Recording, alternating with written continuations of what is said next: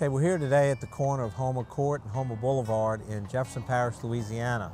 This is a 12-acre project that we did for a client out of Houston, Texas and Baton Rouge, Louisiana. This was previously an old apartment complex that was tremendously damaged by Hurricane Katrina. It was torn down and the land remained vacant for some 5 or 6 years before it was remarketed by a group out of Baton Rouge. We came here to this location driven by a need from a neurosurgeon, client of ours, Dr. Jolly, who constructed the facility behind me, and also another physician who constructed a facility called Crescent City Orthopedic to my left. These two physicians were looking for new locations in Jefferson Parish. They wanted to get out of the direct influence of the hospital, have their own surgery suites, their own clinics. They still do work at the hospitals here locally. The large hospital here locally is East Jefferson Hospital, right just a few blocks away. When we got involved here, we were strictly real estate brokers looking for a site, and we're functioning as a general contractor to turn over keys to these facilities. Dr. Jolly built a facility that was much larger than he needed, about twice as what he needed, so that he could have some lease space and basically develop a real estate project for future passive income when he got to retirement age. This site was basically 12 lots. Some of the lots were landlocked. The property was zoned residential, and the owners, who are now our clients, and the previous broker was simply trying to go through the standard rezoning process. They were unsuccessful.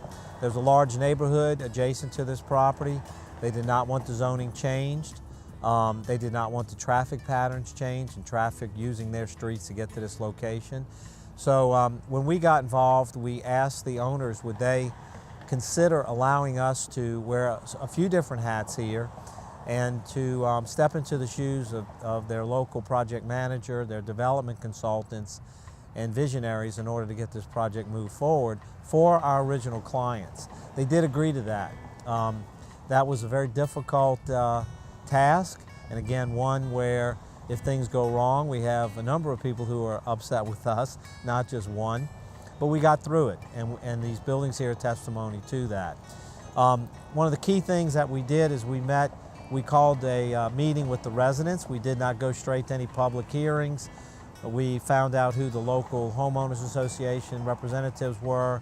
We worked closely with the local council person for this area, and we had about 250 people at a local church at our first meeting where we made a presentation about what we were trying to accomplish. It was not a love story from the start. We met with a lot of opposition, but we heard what the residents' concerns were, and then we went back to the drawing table and we came up with a new plan. And that new plan basically took the project, gave the residents some autonomy, took all the traffic away from the residential areas, created a landscape buffer between the project and the residents. We have height restrictions. As we get closer to the residential areas, the building heights come down, and we can build here 4 to 2-story buildings. The 2-story buildings are located closer to the residential areas. And that visioning through our development group, Gulf States Development Services, helped bring together the project and the residents, where we actually had them show up in support.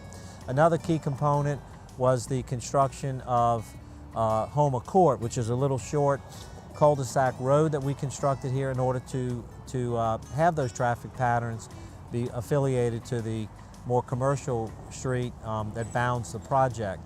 That investment, this is about a 12-acre site, that investment increased the land basis about $1 a square foot.